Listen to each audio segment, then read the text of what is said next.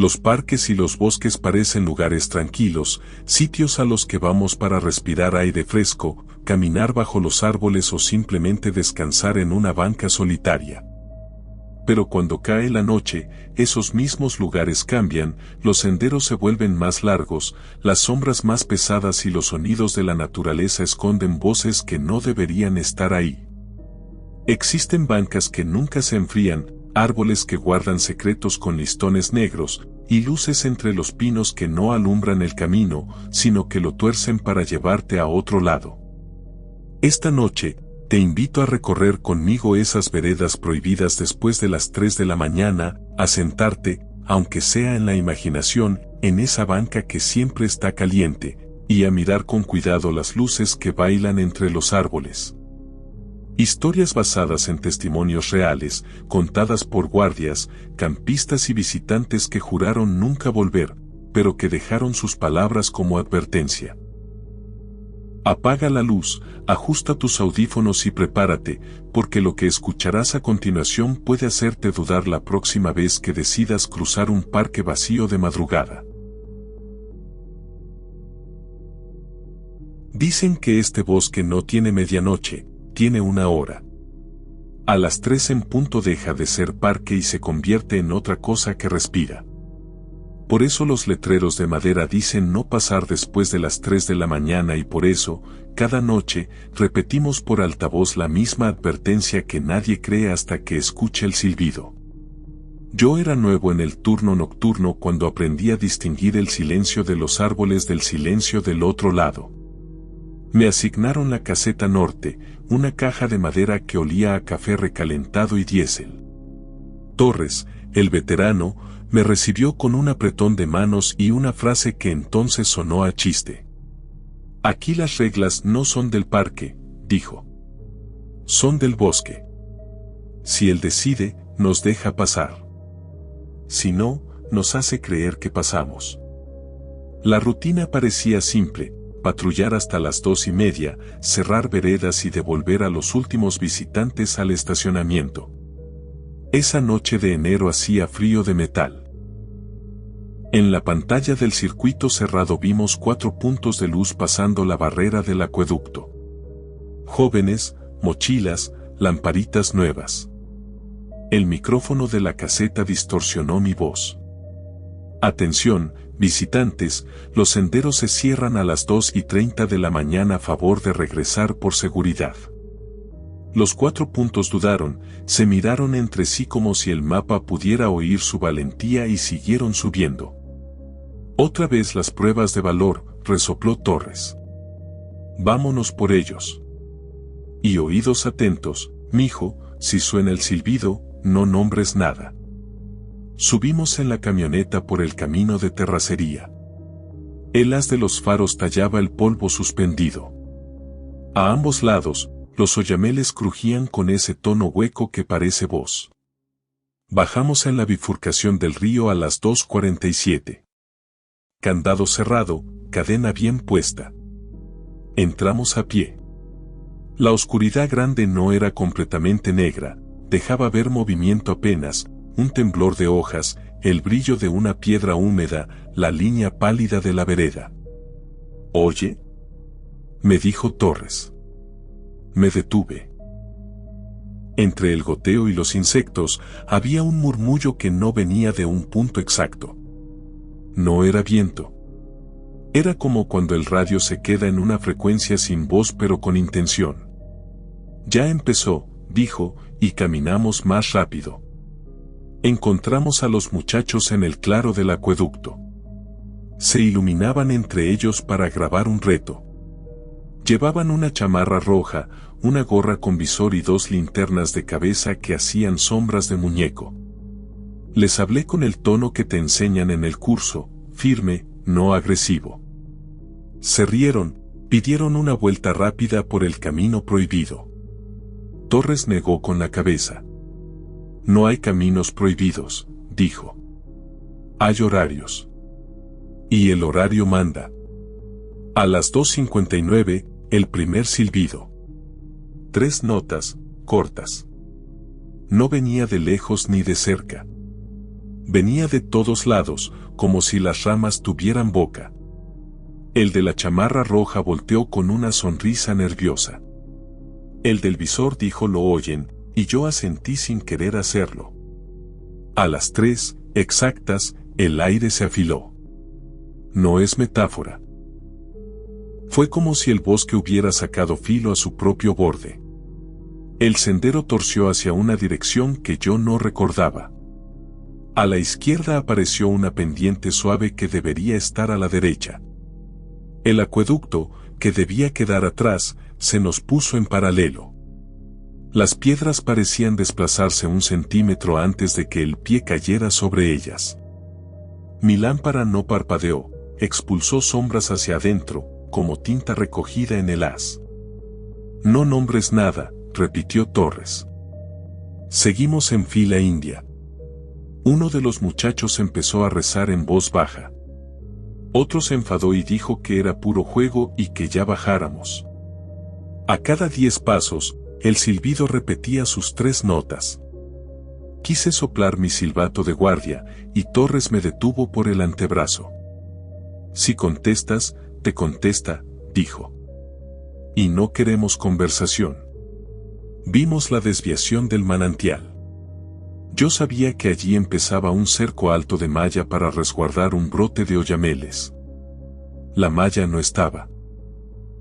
En su sitio, un arco de ramas, perfecto como de fiesta patronal, pero hecho de troncos enfermos.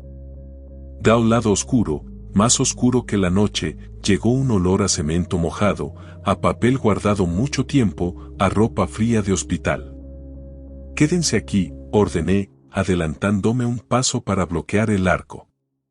El de la chamarra roja corrió.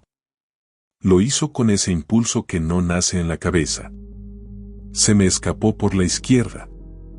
Torres me agarró el codo con una fuerza de padre. «No se cruza», susurró. «Si cruzas, vuelves otra cosa». El muchacho desapareció en la sombra sin ruido. No hay otra manera de describirlo. No lo tragó algo. No se cayó. Solo dejó de estar. El silbido cambió de tono, una nota sostenida que me apretó el estómago. Los otros 3 temblaban. Uno lloraba sin sonido. Volvimos sobre nuestros pasos, aunque la palabra volver ahí no sirve, el bosque extendía y recogía veredas como si respirara por la tierra. En paralelo a nosotros, detrás de los troncos, algo caminó. No era animal. No era humano. Era alto como 2 hombres, con brazos tan largos que rozaban la hojarasca. Se movía sin prisa, igualando nuestro ritmo, como quien acompaña un cortejo. El del visor lo miró de reojo y soltó un no volteo como si convencerse fuera magia. «Sigan mi luz», dijo Torres. «No miren hacia donde se siente más frío». Cruzamos un puente que esta vez sí estaba encima de agua, el ruido me pareció milagro. A medio puente, el mundo hizo un clic suave, un ajuste de foco. Del otro lado, la vereda ancha apareció donde debía, con sus piedras conocidas. Eran las 3:17. Detrás, el silbido dio una última nota larga, casi un adiós o una promesa. No volví la cabeza. «Nos falta uno», dijo el alto, con la voz quebrada. «Nadie falta», respondió Torres. «Falta el que cruzó, y el que cruza ya no es el que tú buscas». Regresamos a la caseta. En el registro taché 4 nombres. Escoltamos a 2 hasta el estacionamiento. El tercero se quedó sentado en el escalón, con la mirada clavada en el piso, como si el bosque le hablara desde allí. Los padres del de la chamarra roja llegaron con el alba. Traían ropa de dormir, vidrio en los ojos. Gritaron. Lloraron. Volvieron a gritar. A mediodía, cuando el fiscal preguntó por qué la malla no estaba, lo llevamos al lugar. La malla sí estaba, de 2 metros, oxidada, postes en concreto. Del otro lado, ni rastro de un arco de ramas ni de una vereda nueva. El parte puso, se realiza recorrido. No se localiza a NN. Se continúa búsqueda diurna. Yo firmé con mano dura para que no se notara el temblor. El policía joven que tomó mi declaración me preguntó si creía en leyendas. Le contesté que creo en los horarios. Me miró raro y dejó de escribir. La semana siguiente, al caer la noche, todo volvió a la rutina.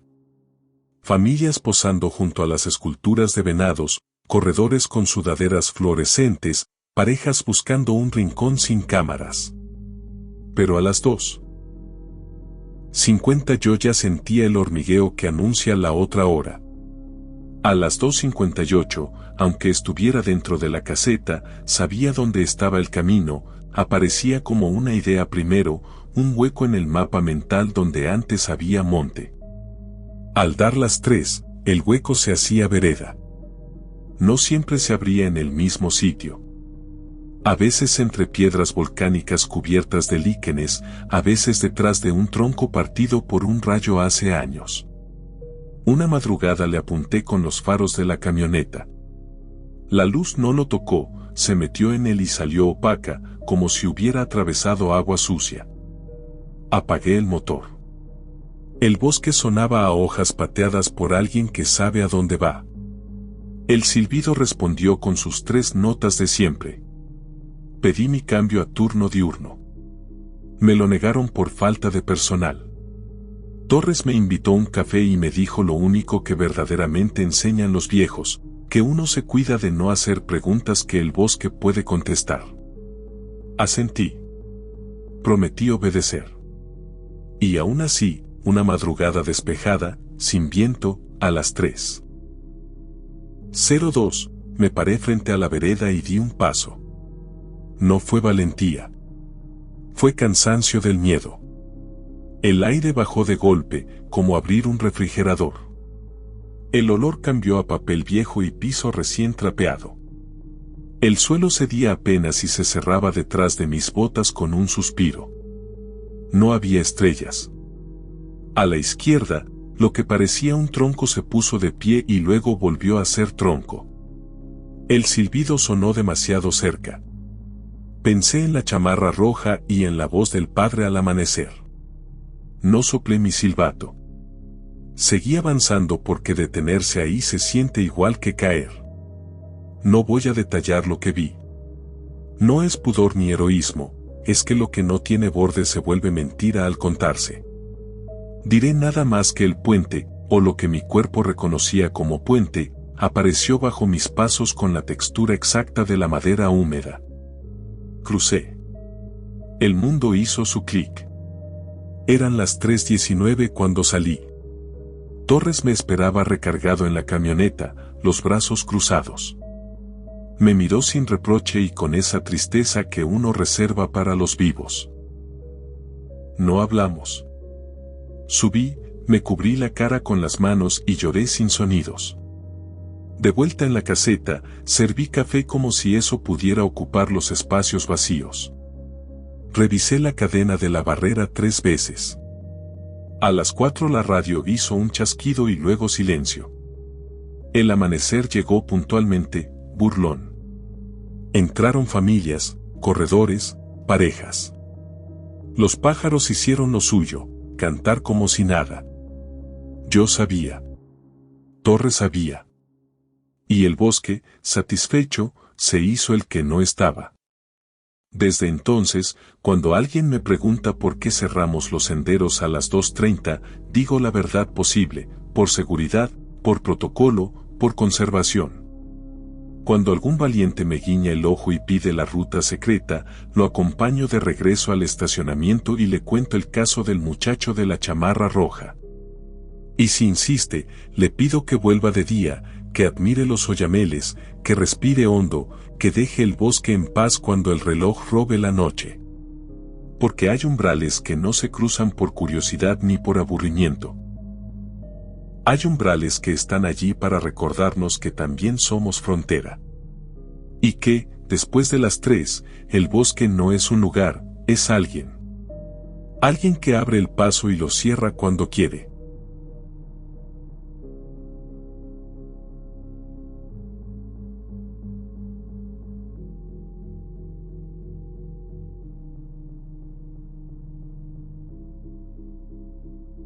Si esta historia te puso los pelos de punta, espera lo que viene, apenas hemos empezado.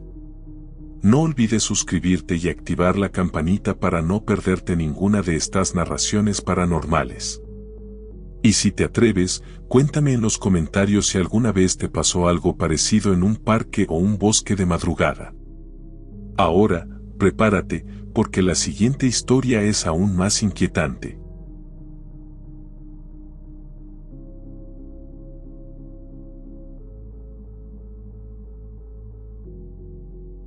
En el parque nos entrenan para contar árboles y pasos, no historias.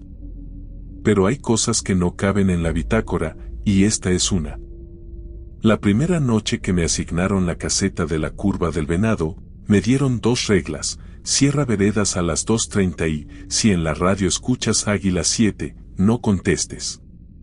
¿Quién es Águila 7? Pregunté. El guardabosques que nunca se fue, dijo Torres, el veterano. Y cuando habla, no lo hace para nosotros. Yo conocía ese bosque desde niño. Mi abuelo me llevaba a recoger piñas y a contar luciérnagas a principios de junio. De él aprendí a diferenciar el sonido de una rama seca del de una viva, a oler cuando la tierra está lista para lluvia. Muchos años después, cuando entré como vigilante auxiliar, pensé que mi trabajo serían mapas, multas por basura y orientar turistas. No contaba con el turno de madrugada, ni con la sensación de que a veces el monte te mira de vuelta. A Esteban Moreno lo dieron por muerto en 1998 durante un incendio que se comió medio cañón. Eso dicen los papeles, no localizado.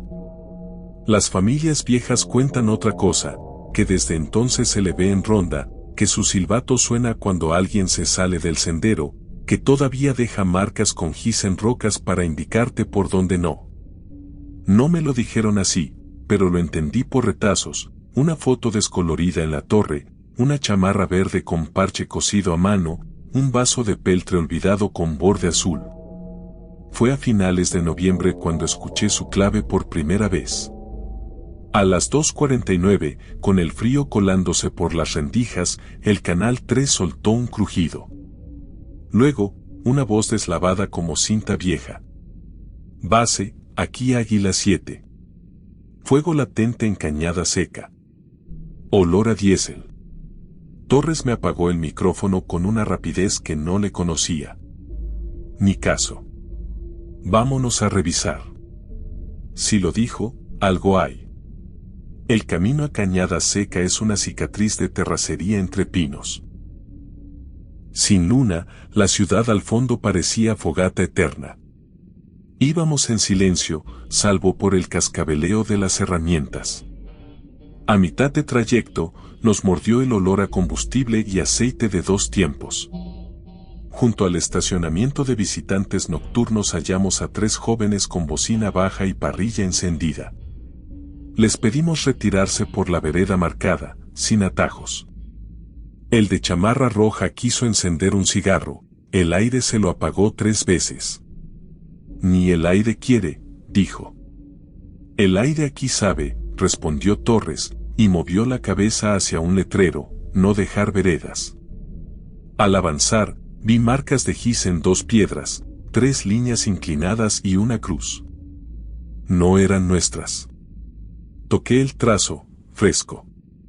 Supe, sin saber por qué, que por ahí, hace años, se había ido alguien que ya no volvió. Esa noche no hallamos fuego, sí, brasas enterradas que apagamos con tierra y agua.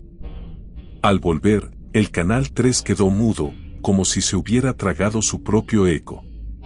Esa semana se reportó un niño perdido. Domingo de romería. Bicicletas de renta, atoles, familias con hieleras. Entre tanta gente, Mateo, 6 años, se soltó de la mano y siguió una mariposa que se metió por un hueco entre encinos. La madre gritó, varios ayudaron, alguien llamó a la caseta. Nos organizamos en cuadrillas. Apenas nos internamos, el bosque colgó un silencio pesado de las ramas, ese que no es ausencia de ruido sino presencia de atención. Huellitas pequeñas en la tierra húmeda seguían una vereda secundaria. A un lado, otra vez el gis, una flecha y la letra M con trazo antiguo. ¿M de Mateo?, preguntó un voluntario. M de Moreno, dijo Torres sin mirarnos. Síguela. Caminamos por veredas que ya no salen en los mapas turísticos. El olor a resina se mezcló con uno agrio, a metal mojado. El canal 3 crepitó. Águila 7 a base. Niño en Cañada de las Pizarras. No griten su nombre. Llegamos a una cañada de paredes brillosas por musgo. Entre dos piedras, Mateo, sentado en su chamarra de dinosaurios, sonreía como quien escucha un cuento. A su lado, sobre la roca, una gorra verde vieja con parche deshilado, Águila 7. El niño no lloró. Bajó la mirada, tomó la gorra con respeto y la dejó en su lugar, como devolviéndola. Se dejó cargar. En el regreso, apretaba la manta térmica con los dedos morados de frío. ¿Quién te cuidó?, preguntó la madre al recibirlo. El señor del silbato, dijo. Me dijo que me quedara sentadito hasta que oyera sus botas. ¿Y cómo era? No sé, respondió el niño, cerrando los ojos. Porque hablaba como cuando soplas una botella. Lo anotamos todo, menos la gorra. Nadie anota gorras que desaparecen cuando das la vuelta. En enero llegaron rumores de tala clandestina en el paraje de los Hacheros. Motosierra de madrugada, camioneta sin placas. Coordinamos con Policía Estatal un operativo a las 3. Los taladores creen que a esa hora nadie mira. Lo que no sabían es que a esa hora el que más mira es quien no se fue. El canal 3, apagado por protocolo, encendió solo. Águila 7 a patrulla. No tomen el arroyo. Hay cable. Usen la brecha de las antenas. Y sin faros. El comandante hizo una mueca. Por si las dudas, dijo. Avanzamos con luces rojas en las mochilas. Íbamos al filo del arroyo cuando reventó un trueno seco, una rama cayó con violencia donde habríamos estado de seguir el plan. El cable de acero todavía vibraba, cuerda de contrabajo. Por la brecha, sorprendimos a 3 hombres cortando troncos. Corrieron. 2 tropezaron. El tercero chocó con algo invisible y palpó el aire, aterrado.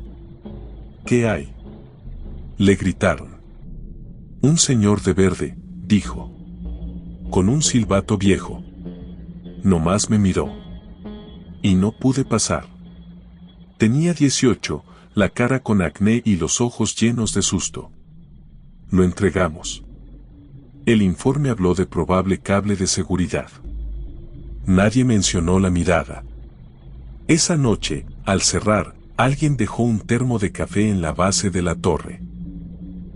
Al amanecer estaba vacío. Desde entonces, algunos dejamos café como quien pone flores.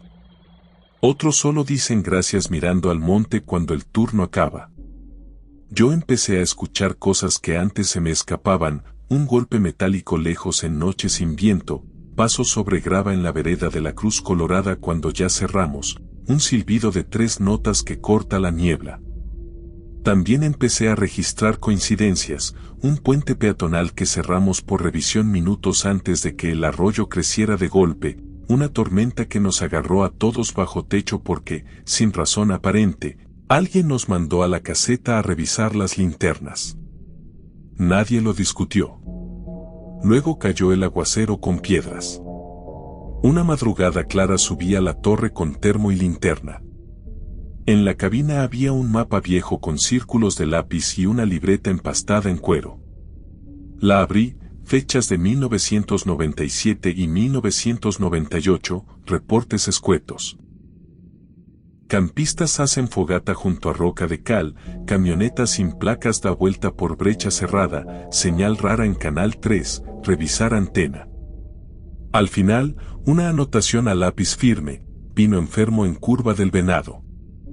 Avisar para tumba controlada. Ese pino, lo sentí en el estómago, era el que llevaba semanas chueco, con hongos en la base. Me quedé escuchando la madera de la torre crujir. A mi lado, una taza de peltre con borde azul echó un humito tenue. No olía a café recién hecho, olía a café que estuvo caliente y ya no un calor mínimo, como el de una mano retirada. Gracias, dije, y me dio pena decirlo en voz alta. A la semana, el pino se venció a las 17:05, cuando una familia regresaba del picnic. La copa reventó contra la terracería y se quedó atravesada. Si hubieran pasado 10 segundos antes estaríamos contando otra historia. En el parte se anotó árbol caído por pudrición interna. Yo, en mi libreta, anoté, se advirtió a tiempo. No todo fue providencial. También hubo quien ignoró letreros, ciclistas metiéndose en zonas de recuperación, parejas colgando hamacas en arbolitos recién plantados. Y sí, hubo accidentes. El monte no es cruel ni bondadoso, es monte. Pero en medio de esa lógica de tierra y agua, a veces se siente una voluntad que cuida los bordes. El 13 de marzo 2 alpinistas de fin de semana se perdieron en la línea fina de la arista del Fraile. Uno se torció el tobillo. Cayeron en una hondonada con sombra de mediodía. Se hizo de noche. Llegamos con cuerdas y mantas. El herido temblaba y hablaba solo, como repitiendo instrucciones de alguien más. No me dejen, dijo. Cuando cierran los senderos, abre otro. Y por ahí no quiero ir. Le aseguramos una línea de vida y empezamos a sacarlo. La luna cortada. De pronto, el radio tronó. En el paso de piedra lisa, no carguen a la izquierda. Cuenten 3 y tiren. Arriba. Obedecimos. Subimos. Yo sentí que alguien nos cubría la espalda. En el borde, ya en firme, el herido lloró de alivio. Cuando vio hacia abajo se quedó callado. No quiso repetir lo que creyó ver, una vereda donde ninguna linterna marcaba. Días después, al alba, un corredor llegó a la caseta sin aliento. Dijo que un silbido le jaló la cabeza justo antes de que pusiera el pie en un borde deslavado. No vio a nadie. Solo encontró, clavado en el barro, un gis partido en 2. Me lo entregó con dedos temblorosos. Alguien me salvó, dijo. Y no había nadie. De regreso en la caseta, con café malo y calefacción cansada, Torres me habló. Te toca decidir. O te quedas en este turno sabiendo que aquí trabajamos 2 cuerpos, los presentes y el que nunca se fue. O te vas a día y vives con el rumor pegado a la espalda. Yo me fui y volví. No por valiente, por deuda. Miré el perfil negro de los pinos. Allá, en la torre, una luz se encendió y se apagó con ritmo de faro. No había nadie. ¿O sí? Decidí quedarme. Desde entonces, cuando alguien pregunta por qué los guardias parecemos hablar solos en la noche, digo que repetimos instrucciones para no olvidarlas. Cuando nos llevan café de agradecimiento, subo una taza extra a la torre y la dejo junto al mapa viejo, borde azul apuntando al norte. En la orilla de la mesa, como reliquia, está la gorra con el parche deshilado. Nadie sabe cómo llegó. Nadie pregunta. No convierto esto en cuento para asustar visitantes. No hace falta. El bosque se cuenta solito cuando truena una rama sin viento o aparece gis fresco en una piedra que jurabas lisa. Si alguna noche escuchas un silbido de 3 notas que te pide no salirte del sendero, no te pongas valiente. Es el guardabosques que nunca se fue, haciendo su ronda. Dale las gracias en voz baja. Camina por donde él marcó. Deja el monte como lo encontraste. Nosotros seguiremos contando árboles y pasos. Y, de vez en cuando, historias que la bitácora no admite. Hay bancas que guardan lluvia, otras, chicles pegados debajo del asiento. Esta guarda calor. No importa si amanece con helada o si a medianoche sopla un viento de cuchillo, la banca del ahuehuete siempre está tibia, a veces caliente como pan recién salido del horno. Está en la curva donde el camino de grava se abre hacia el lago artificial, debajo de un ahuehuete que parece viejo en cualquier fotografía. Hay otras bancas iguales en todo el parque, pintadas de verde municipal, con el mismo respaldo de listones. Ninguna hace lo que hace esta. Llegué al parque por necesidad, turno de mantenimiento nocturno, revisar luminarias, barrer hojas, cerrar baños, ahuyentar guitarras tercas. Me dieron un radio, una linterna que falla con la llovizna y un manojo de llaves que suena como cascabel. El primer día, Don Lupe, cafetito y atole en el puesto 7, me plantó la advertencia sin chiste. No te sientes en la banca del ahuehuete. Si te cansas, te vas a querer sentar. Aunque sea un minuto. No lo hagas. ¿Por qué? Pregunté. Porque calienta para que te quedes. Reí por cortesía. Él no. En sus ojos, la misma mirada que uno le lanza a un hijo cuando mete los dedos al enchufe. La leyenda tenía variantes. Unos decían que en los 80 una mujer embarazada esperó ahí a su marido que fue por el carro y nunca regresó, otros, que un niño se quedó dormido mientras su mamá atendía el puesto de elotes y amaneció con fiebre extraña. Los románticos afirmaban que el árbol cocina el tiempo y quien se sienta se queda a medio minuto, flotando. Yo me quedé con la versión corta de Don Lupe. La banca quiere compañía y no suelta. La vi de noche por primera vez cuando ya me había tragado el parque entero. Hacía frío de metal. El agua del lago parecía aceite, inmóvil. Toqué el asiento con la palma. Tibio. No tibieza de sol guardado, tibieza viva, como respiración. Retiré la mano con una velocidad que me dio risa de mí mismo. ¿La sentiste?, preguntó Don Lupe detrás del carrito. Tibia. Admití.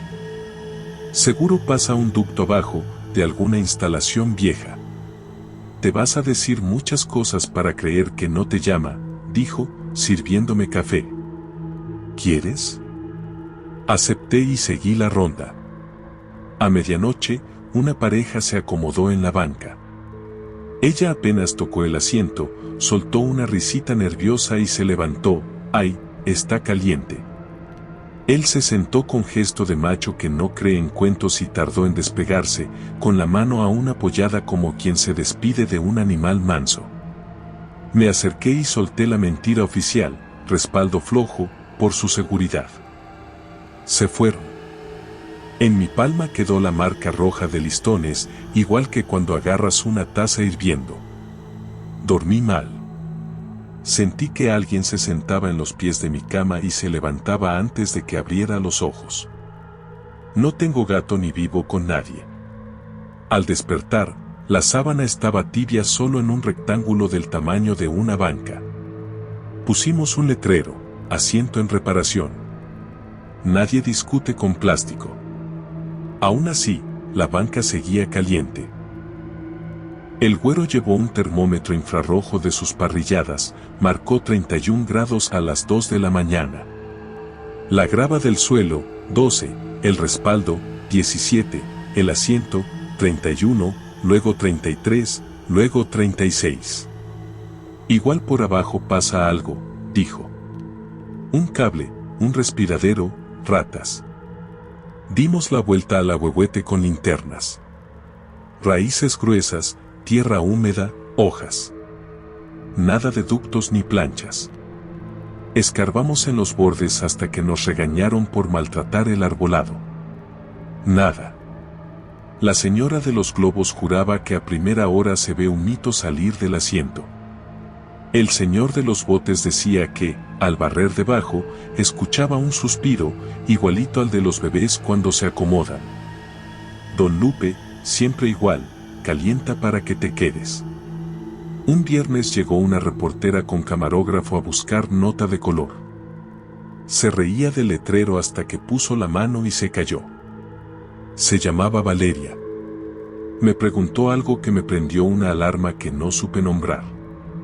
Si sabe que la gente no debería sentarse, ¿por qué la banca parece invitar? Volvió al día siguiente, sin cámara, con libreta y sudadera gruesa. Le repetí el protocolo. Me sonrió como a un niño necio. A las 9:05 se sentó a pesar del letrero, cerró los ojos y dijo, está más caliente, como si alguien estuviera debajo de mí. Le pedí que no dijera eso, a veces el parque oye. Tomó notas y se fue. No publicó nada. Volvió 2 noches más. La tercera noche, a las 3:10, el radio tronó con una respiración que no era interferencia. Luego, un susurro con aliento de café recién tomado. ¿Me guardas tantito? El pecho se me llenó de hielo. Estaba junto al ahuehuete. No había nadie. La lámpara hacía un charco de luz anaranjada. Sobre el metal, un vaho mínimo, como aliento sobre vidrio. ¿Quién habla? Pregunté sin saber si con la boca o por radio. ¿Valeria? Silencio. Luego, muy cerca de la oreja, sin lugar de origen. ¿Me guardas tantito? No supe qué hacer. Respondí, ¿qué es lo que no debe hacerse? ¿Qué? El lugar, dijo la voz. No te vayas. Ahorita regreso. Estoy aquí, mira. Aquí. El asiento enrojeció apenas, como brasas bajo sábana. Puse la mano, quemaba. El cartel de reparación se cayó como empujado de adentro. Lo coloqué otra vez sintiendo una palma tibia pasarme por la espalda. Esa madrugada no pasó nadie más. Al amanecer, el parque se llenó de corredores, globos y pan dulce. Valeria no apareció. A mediodía llamé al número que dejó. No contestó. Al anochecer, su hermana pegó una foto en el tablero, se busca. Última vez vista en Parque del Lago, viernes 22:10. La policía pidió videos. La cámara frente a la banca llevaba meses parpadeando. En los minutos de su desaparición la imagen se repitió como un bucle de hojas. Nadie entra, nadie sale. Cámaras viejas, dijeron. Cambiamos lámpara, cable y cámara. La banca siguió caliente. Después de Valeria no desapareció nadie. Se quedaron. Es distinto. A las 9, cuando el parque se vacía, algunos miran la banca como se cruza mirada con desconocido en barra de bar. Bajan la cabeza, se sientan, guardan el celular. De pronto se les va la mano al costado, como buscando otra mano. Si les hablas, tardan en regresar. ¿Todo bien? Preguntas. Sí. Ahorita me voy. Ya vamos a cerrar. Ahorita me voy. ¿A quién esperas? A nadie. Ahorita regreso. No regresan. O vuelven al día siguiente, a la misma hora, con la cabeza ladeada siempre hacia la derecha. El asiento, desde que ven su perfil, sube de temperatura. Don Lupe y yo, tercos, intentamos moverla. Con toallas húmedas como guantes, la levantamos de un lado y la arrastramos 1 metro. Pesaba más de lo normal, pero no por metal, por una resistencia blanda, como si jaláramos una cobija que no quiere soltarse. Quedó chueca, mirando en diagonal al lago. A la semana, sin que nadie la tocara, amaneció otra vez alineada con el árbol, exacta. Mi madre no cree en nada, pero me dijo una frase que se me quedó: hay sillas que guardan cuerpos. Se refería a los asientos de enfermos que mueren y siguen calientes un rato. La primera noche de octubre entendí que la banca guarda ausencias. Que el calor no es trampa, es memoria. Y la memoria, tocada demasiado, se pega. Yo toqué mucho. A veces con los dedos, a veces con los muslos cuando cedía y me sentaba un minuto para llenar la hoja de ruta. Siempre evitando dormirme, siempre evitando apoyar la cabeza hacia la derecha, siempre mordiéndome la lengua cuando la frase volvía. ¿Me guardas tantito? El 2 de noviembre el parque amaneció con veladoras, papel picado y altares. A los pies del ahuehuete dejaron panés, naranjas y fotos. Junto a la banca apareció una ofrenda mínima, una vela en vaso, un listón negro y una fotografía en blanco y negro de una mujer embarazada con el pelo recogido. Debajo, con pluma, Alicia. Luego llegaron otros nombres en papeles y recortes: Mauricio, Eva, Lalo, Rocío. Todos bajo el árbol, mirando al asiento. Ese día el termómetro marcó 39, 41, 43 grados. Una muchacha tocó el metal y se le imprimieron las líneas rojas en la palma, perfectas. «¡Quiten esa banca!», gritaron. Protección Civil envió a un ingeniero con casco. Medió, fotografió, diagnosticó: acumulación térmica por reacción química de pintura con metal. Recomendó retirarla para análisis. El supervisor autorizó. A medianoche, el güero, el ingeniero y yo aflojamos tuercas, pusimos guantes, levantamos. Yo me fui atrás, en la caja de la camioneta, sentado junto a ella como escolta. Por primera vez desde que la conocí, la banca estaba fría. Helada. El metal bajo mis manos parecía cuchillo de cocina. Golpeé el techo para avisar. El güero asomó la cabeza por la ventana, me hizo señas: ¿todo bien? Le dije que sí, riéndome nervioso. Pensé, se acabó. El laboratorio municipal no recibió hasta el lunes.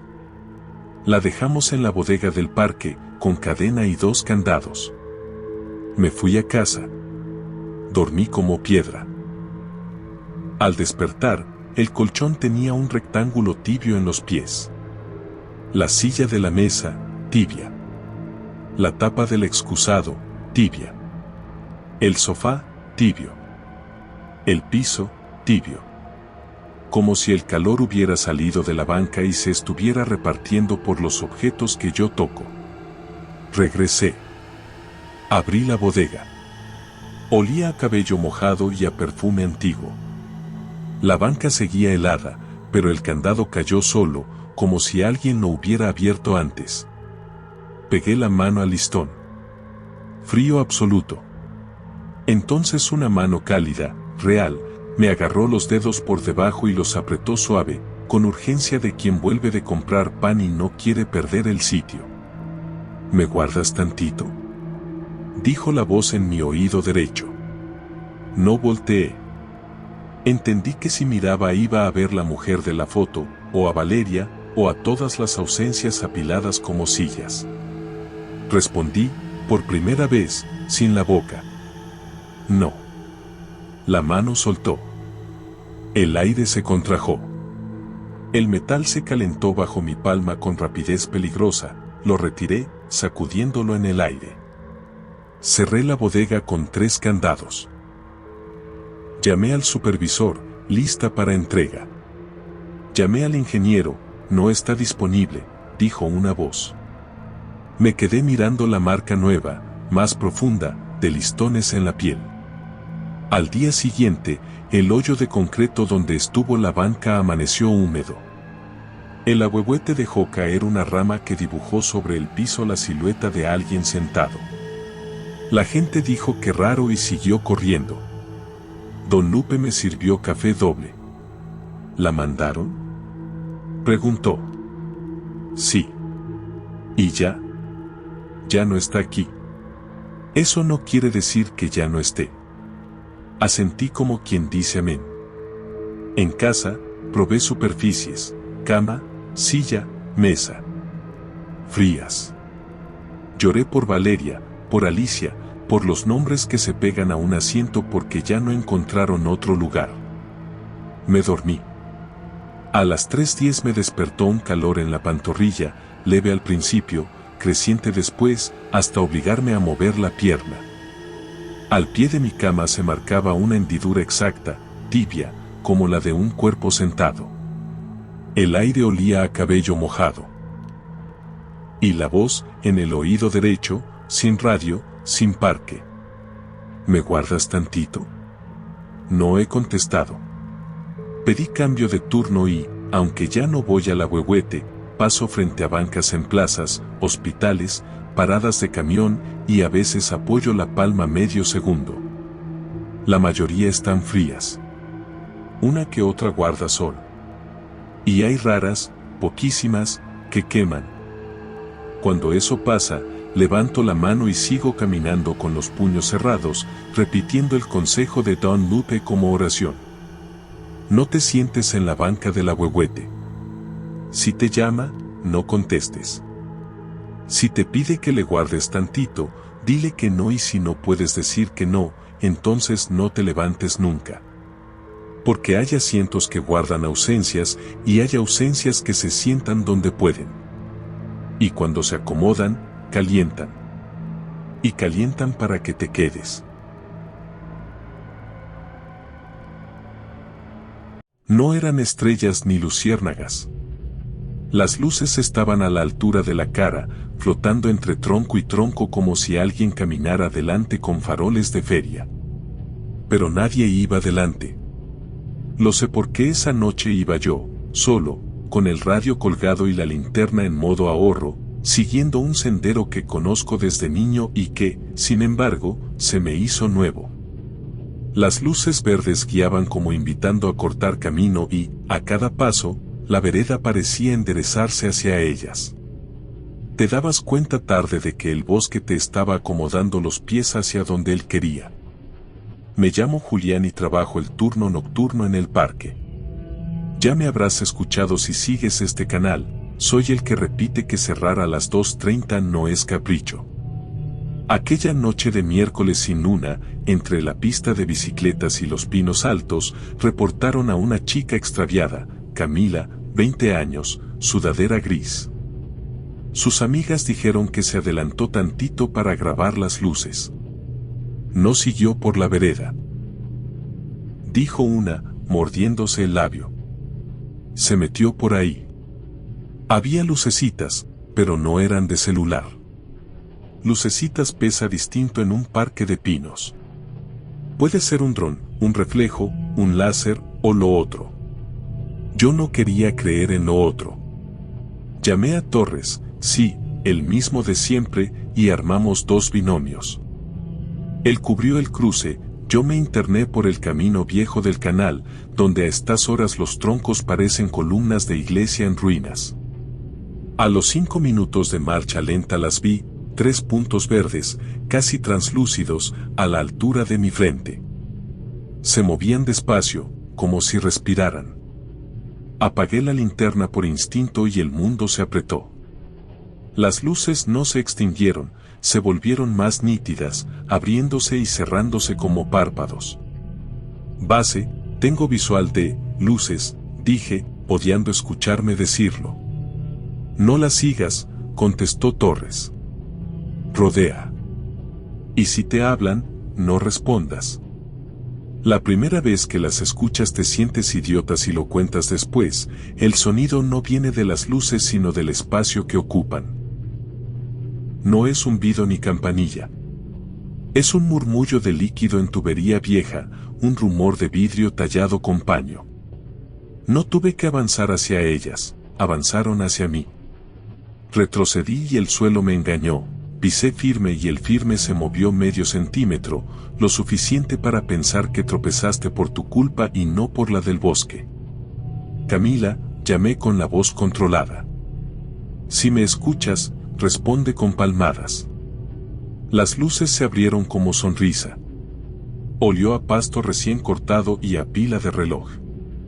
Di 2 palmadas. 3 segundos después, adelante, sonaron 2 palmadas idénticas. No eran de humano, tenían hueco de lata. Ese eco no existe en un bosque abierto. Se están burlando, dije. ¿Dónde estás?, preguntó Torres. Donde la vereda sube y... Me detuve. La vereda ya no subía. A la izquierda, entre raíces, la pendiente que debía estar a la derecha ofrecía un atajo perfecto hacia un claro que no debería existir. Las luces, 3, luego 5, luego 7, flotaban en arco, como guiando cortejo. Noté un detalle que me heló: no iluminaban los troncos. La luz era para mí, no para el bosque. Rodea, repitió Torres. No las mires fijo. No obedecí del todo. Caminé paralelo a la hilera, usando de referencia una roca manchada de líquen. 2 pasos adelante, la roca ya no estaba. En su lugar, una sombra con forma de roca. Camila, probé. Si estás con alguien, di tu nombre. Escuché mi propio nombre trozado, rebotado, como si lo tocara una hélice de ventilador: Julián. No lo dijo una voz, lo dijeron las luces. Encendí la linterna y apunté al suelo. Voy por mi ruta, con mi luz, sin atajos. Tal vez Camila estaba más adelante, tal vez no. Lo supe sin palabras: las luces nunca te llevan a la gente, te llevan al lugar donde dejan de ser gente.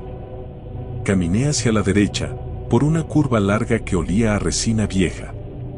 Las luces avanzaron conmigo, pacientes. En la bifurcación del canal, al borde de un terraplén, el suelo cambió de textura sin cambiar de material. Era tierra, pero pesaba distinto. Recordé lo que contamos a los niños: no sigas luces si no traes cuerda atada al cinturón y a alguien del otro lado. Antes de reírme del consejo, el mundo hizo el sonido de un imán alejándose de metal. Y entonces las vi todas. No eran 7 ni 10. Eran cientos, del tamaño de canicas, a distintas alturas, moviéndose en patrones que parecen azar si no les pones atención y coreografía si te quedas demasiado. Había una cadencia, un conteo silencioso: 1, 2, 3, pausa, 1, 2, 3, pausa. El silencio de la pausa te jalaba. En el centro, la razón, un claro perfecto, redondo, donde el pasto parecía recién cortado sin estarlo y el viento no tocaba los pinos. En el linde, sobre una piedra plana, había una chamarra gris. No la toqué. Dije a radio mi ubicación con lo poco que servía. Voy a entrar, dije. No entres, respondió Torres. Asegura perímetro. Voy en camino. Estaba a 10 minutos. Pero el claro tiene su propia distancia. Di un paso y el suelo tardó una fracción de segundo extra en devolverme el peso. Es como caminar sobre alfombra con vida propia. Las luces formaron una puerta cortesana.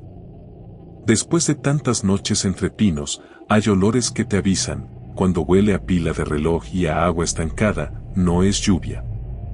Me acuclillé frente a la chamarra. No tenía tierra. Tenía calor. De un bolsillo asomaba un cable blanco. Tiré con 2 dedos, un teléfono tibio, apagado. Lo prendí. La pantalla encendió directa en la cámara. Un video sin enviar ocupaba todo: luces danzantes, mi voz, la mía, diciendo Camila, y una respiración que no era de humano.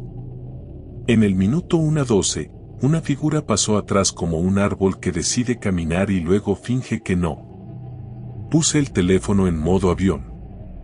Llegaron Marta y Mario con Torres, lámparas altas. Ahí, dije, señalando piedra, chamarra, coreografía. No entraron. Escucha, pidió Marta. El silencio del claro falsea los sonidos de afuera. Pero atrás, en el terraplén, se oyeron 2 palmadas de niña. Caminé hacia el origen.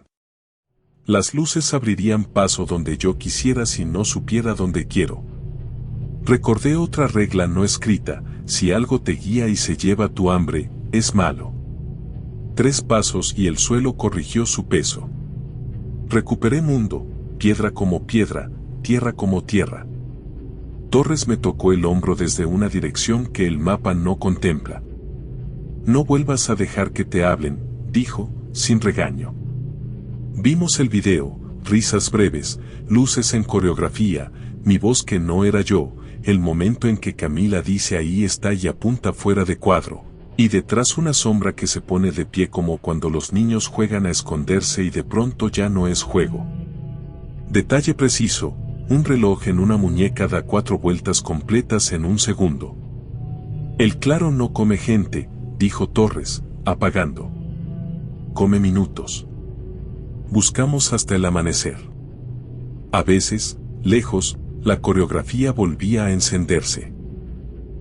A las 6, cuando llegan los corredores, hallamos huellas de tenis chico a la orilla del canal, bajando hacia donde el agua corre bajo piedra. Ahí, una lata abollada con borde húmedo. En la orilla, 2 marcas paralelas, como si alguien se hubiera sentado. La familia llegó con el sol en el lomo. Les expliqué lo posible y me callé lo imposible. Pusimos vallas. La municipal pidió drones, a mediodía se quedaron sin señal, interferencia electromagnética, dijo el técnico. En el reporte alguien escribió luces extrañas y luego corrigieron a probables luciérnagas, Potinus sp. Nadie dijo que las luciérnagas no aparecen en diciembre ni se sostienen inmóviles sobre un mismo punto sin parpadear. La última vez que estuve con las luces fue 3 noches después. La búsqueda oficial ya era presencia simbólica. Lloviznaba. Volví al canal, pasé mis marcas invisibles y me paré al borde del claro con un termo. Si vino contigo, dije bajo, entrégala. Yo te dejo pan. Te dejo café. Pero entrégala. El claro respondió amable. Las luces se abrieron, el peso del suelo cambió, el olor a pila me lavó los dientes por dentro. En la piedra plana ya no había chamarra. Había una libreta pequeña, escrita a mano, cubierta de pasto húmedo. La tomé como salvavidas. Era un diario de 1994, Desierto de los Leones, Luces de Bruja. Una mujer llamada Alicia anotaba caminatas nocturnas con un perro que ve lo que yo no veo. En la última página, un dibujo de círculos concéntricos y una instrucción a lápiz, cuenta 3 y no respires en la pausa. Levanté la mirada. Las luces suspendieron su conteo para esperarme y, dóciles, reiniciaron, 1, 2, 3, pausa. En la pausa, el cuerpo quiso respirar de golpe, como quien sale del agua. Me amarré la mandíbula. El claro quería mi aire, un pedacito, una exhalación para quedarse con algo. Por el rabillo del ojo algo se movió despacio, enorme. Obedecí el diario. Conté, 1, 2, 3. En la pausa, aguanté. Y la urgencia se disolvió como espasmo que el cuerpo decide posponer. Entendí el trato, si respiras cuando no debes, te quedas. Si respiras cuando te toca, sigues. Respiré a tiempo. El mundo regresó con olor a tierra vieja y plástico nuevo. Los pinos dejaron de ser columnas y otra vez fueron árboles. La libreta, fría, pesó 2 manzanas. Quise dar las gracias. Solo vi la ausencia perfecta de un círculo, un lugar donde no crece ni pasto ni musgo ni costumbre. No encontramos a Camila esa semana. Un mes después, una mujer apareció a las 10 de la mañana en la entrada del parque, descalza, con los tenis colgando del cuello por las agujetas, llorando de hambre y con barro seco hasta las rodillas. Decía que venía de ahí y señalaba hacia todos lados. No sabía su nombre. No tenía golpes. Traía un reloj barato que marcaba 3:14 para siempre. La madre la reconoció por un lunar en la clavícula. La abrazó como si fuera recién nacida. ¿Dónde estuviste? Preguntó alguien. Me fui tantito, dijo. Es que estaban bonitas. Cuando te cuentan eso entiendes que la belleza es un peligro tan grande como un despeñadero. Hay cosas que no debes mirar fijo aunque sean lo más bonito que verás. Desde entonces, a las 9 de la noche camino por el borde donde sé que empieza la coreografía. Llevo una cuerda atada al cinturón, no para no perderme, sino para recordarme que soy animal con correa. Si veo luces, bajo la mirada. Si oigo palmadas, palmeo mi pecho para saber dónde estoy. Y si el suelo pesa distinto, cuento en 3 y respiro fuera de la pausa. Dejé un cuenco de barro con pilas viejas, por si lo de la pila era literal. A la mañana siguiente, el cuenco estaba vacío y en la piedra, la que a veces está, alguien dibujó con gis una espiral hacia adentro con una flecha que decía no. Fue suficiente señal. Esta historia no termina con moraleja estampada. Pero si caminas por pinos y ves luces que invitan cortés, ocúpate las manos. Amarra agujetas, ajusta la mochila, saca una barra de amaranto. Lo que sea para no extender los dedos hacia donde no sopla la brisa. No sigas el conteo que no es tuyo. No respires en la pausa ajena. No dejes que te traduzcan el nombre. Y no camines solo. Yo sigo en rondines, dándole la vuelta a los mismos árboles de siempre que, a veces, son otros. Anoto horas en libretas oficiales y detalles en libretas ajenas. De vez en cuando, al cerrar la caseta, el radio da un chasquido y una voz antigua dice claro activo, y entiendo que hay cosas que no son de ahora ni de antes, sino de siempre. A eso solo se le tiene respeto, pasando en silencio con la luz propia apuntando al suelo. Si me preguntas si creo en las luces, te diré que creo en los pinos. Ellos las sostienen y les prestan techo. Si un día decides venir de noche, yo camino contigo. Nomás prométeme algo, que si escuchas palmadas sin manos, respiras a tiempo. Y que si ves belleza que no te alumbra nada, miras tus agujetas. Las luces entre los pinos no quieren perderte. Quieren tenerte. El bosque, que no es cruel ni bondadoso, presta el escenario. Tú decides si te aprendes la coreografía o si te haces torpe a propósito. A veces, ser torpe salva. Yo, por mi parte, aprendí a contar distinto. 1, 2, 3, respiro. 1, 2, 3, respiro. Y al respirar, sigo aquí. No todos los árboles dan sombra. Algunos cargan lo que la gente ya no puede. En la curva del camino de los mezquites, junto al lago artificial, crece un ahuehuete con raíces como costillas. De sus ramas bajas cuelgan listones negros, delgados, anchos, de satín barato o de tela arrancada de una blusa, atados con nudos distintos que el viento peina como si les pasara la mano. Cuando el aire está quieto, los listones rozan entre sí y hacen un sonido de tela con tela que, si te acercas mucho, parece susurro. Trabajo el turno nocturno en el parque. El primer día Don Lupe, el del puesto de café, me dijo sin rodeos: esa cosa no la toques. ¿Cuál cosa? El árbol de los listones. Si cortas uno, te lo hace contar de regreso. El primer listón, dicen, lo ató doña Mireya en 1999, cuando su marido se perdió entre veredas. Para que su sombra no ande sin cuerpo, dijo, y amarró la cinta más baja. El hombre volvió 2 días después, flaco y con barba de espinas, jurando que se había dormido tantito. Desde entonces, cada tanto alguien ata un listón por quien no regresa, por una pelea que no se cierra, por una deuda que no se paga sola. En 2012 llegó un oficio: retirar objetos ajenos al mobiliario del parque. El supervisor me dio tijeras y sonrisa para foto. Subí a un banco, guantes, bolsa de basura. El primer listón se dejó cortar. El segundo, igual. 20, 30, 40. A los 50, el banco se movió 1 milímetro.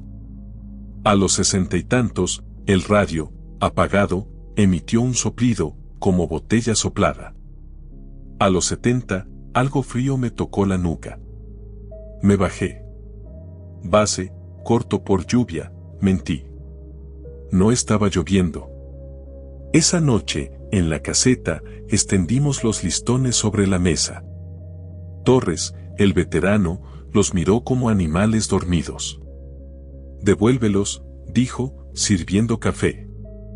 «Y pide permiso. Los listones no son basura. Son deuda».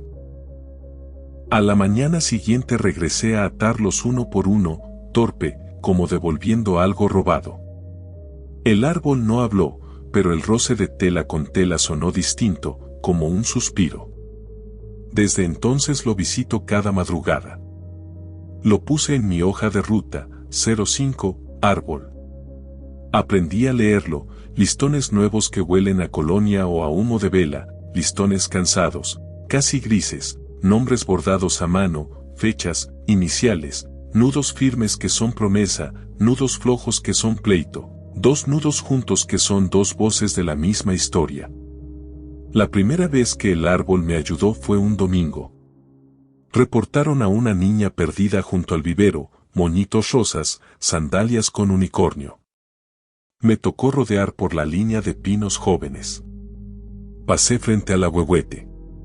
Un listón delgado se descolgó 1 centímetro y se pegó a mi manga, jalando hacia el sendero de mantenimiento. A 20 pasos, otro, más grueso, apuntó hacia unas bugambilias.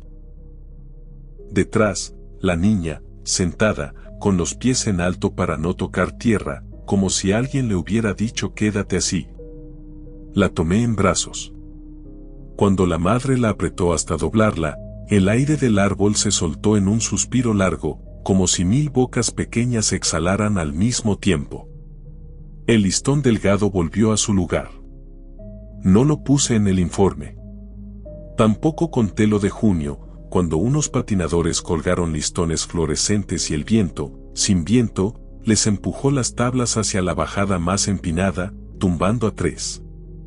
Ni lo de agosto, cuando una mujer ató un nudo de otro lado y, al apagar por seguridad las velas, los vasos quedaron tibios, como si alguien los hubiera sostenido mucho rato.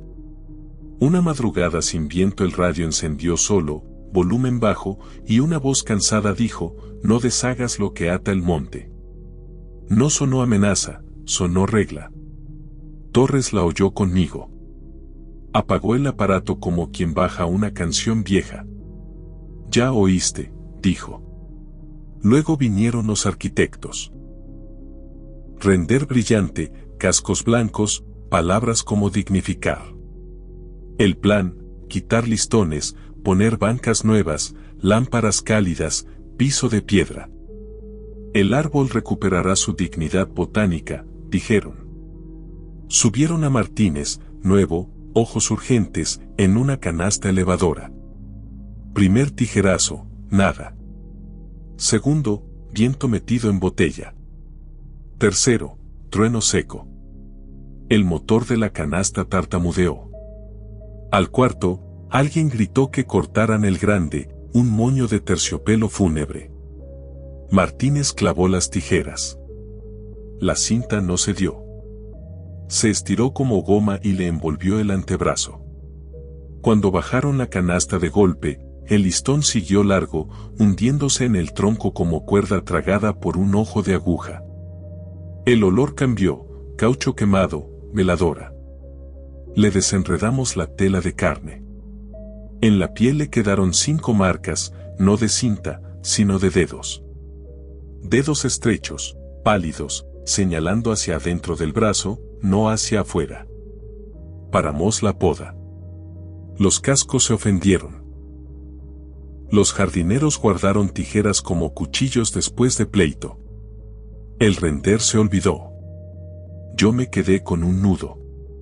Mientras ayudaba a Martínez, una cinta vieja se me pegó al guante y, sin que yo hiciera nada, se cerró alrededor de mi muñeca con un nudo chico, firme.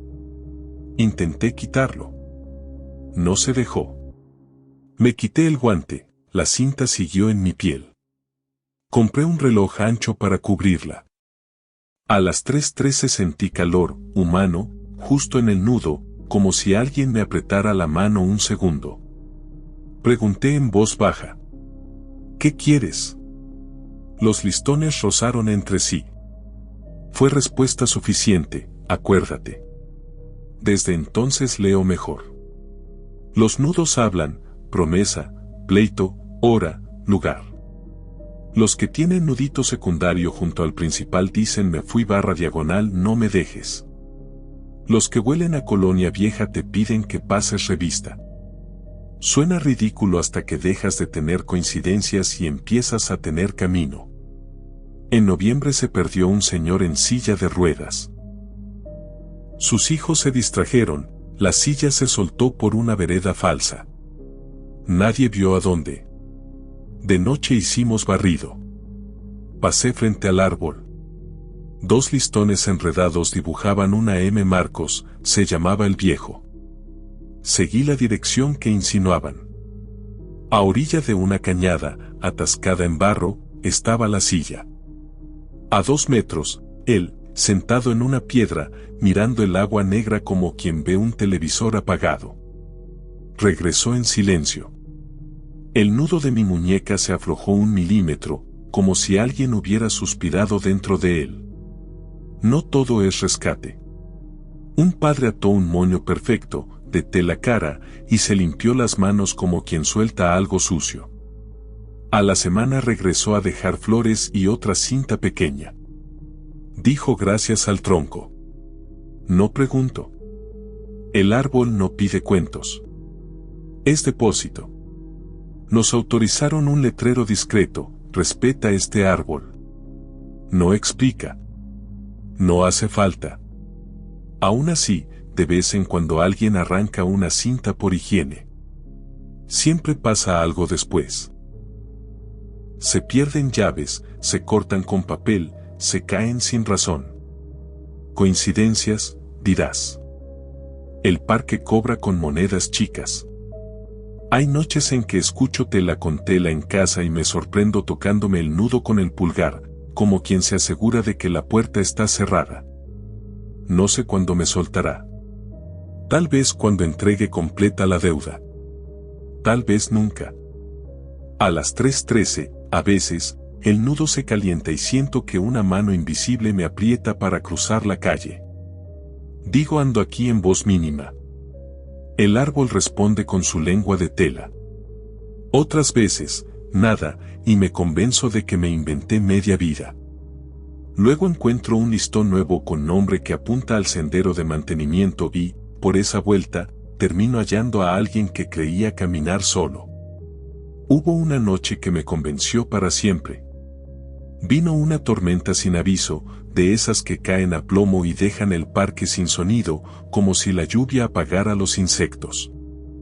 A las 3:10, el agua se cortó de golpe. Ni una gota. El aire quedó con olor a electricidad y tierra abierta. El radio chisporroteó y soltó un aliento, como de persona que va a decir algo y se arrepiente.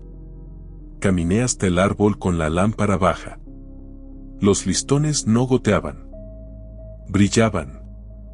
No por luz propia, por rajitas de relámpago que la nube deja. Me acerqué demasiado. Las cintas más largas se movieron sin viento, como buscando altura de cuello. Una se pegó a mi frente con una frialdad que me quitó el pensamiento. No deshagas lo que ata el monte, dijo la voz de antes, pero ahora la escuché venir del tronco, no del radio. Me vi a mí, banco y tijeras, y sentí vergüenza. Bajé la lámpara. Dije permiso en voz baja, ridícula. Las cintas se soltaron de mi cara con la delicadeza con que una tía te aparta el fleco. Saqué de la bolsa un listón que guardo para emergencias, negro, simple, sin nombre. Lo até despacio, con nudo firme. No por alguien, por el propio árbol, por el favor de no haberme dejado pasar de la raya. El nudo de mi muñeca se calentó un segundo, caliente de mano, y luego se aflojó apenas. Entendí el trato, yo no arranco, él no aprieta. Caminé hacia atrás, sin darle la espalda, hasta recuperar el camino. Cuando la lluvia regresó todo el sonido junto, como si alguien hubiera apretado play. Si un día vienes y ves el árbol, no lo toques por curiosidad. Si vas a colgar, piensa que le dejas. No lo adornes con dolor ajeno. No te lleves ninguno de recuerdo. Y si una cinta se te pega a la manga, no la apartes como moscó, acompáñala tantito y suéltala con cuidado. No dejes que te haga nudo. Si te hace, apriétalo como mano conocida y di permiso. A veces basta.